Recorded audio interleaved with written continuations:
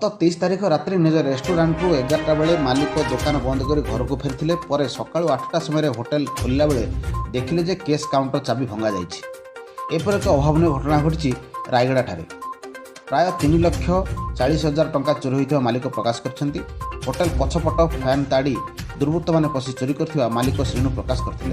Rayagada SP Harish विशी निर्देश क्रमे तुरंत पुलिस एसडीपीओ रश्मिरंजन सेनापति और आईआईसी कमलाकांत कंहर पुलिस टीम आसी सीसीटीवी फुटेज आधार में तनाघना कर चोरीर मास्टरमाइंड पंकज कंड गिरी रूपेश नाग पी टाकरी सह एक नाबालक को गिरफ्त करथिया पुलिस कही।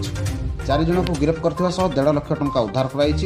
अतिशीघ्र अन्य फेरार अभियुक्तों को तुरंत गिरफ्त कर बड़का टंका उद्धार करा जियो बोली एसडीपीओ प्रकाश करछन्ती। गत किछि दिन तले कोरापुट और रायगड़ा पुलिस मानकर मिलित चढ़ाऊ प्राय 35 मोटरसाइकेल जबत करने सह बाइक चोर गैंग को धरिबार सफल होते। साईराम रेस्टोरेंट मालिक एम श्रीनिवास राव पुलिस तुरंत कार्यानुष्ठान कर टंका पाई पुलिस को धन्यवाद जणाइछन्ती। श्री हरीश विशी नेतृत्व में चोरी केस डिटेक्शन जो प्रयास चलती सफलता मिली।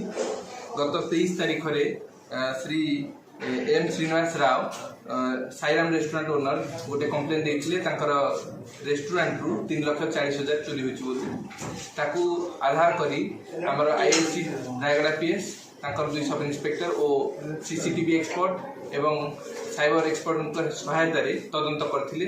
से 4 जन आक्यूज इनवॉल्व थिबा आमे खबर पाइलु। से मध्यरु आमे 3 जन को अरेस्ट करिछु जो मानक मध्यरु जने जुवेनाइल अछि तांको आज कोर्ट चालान करा दिबो।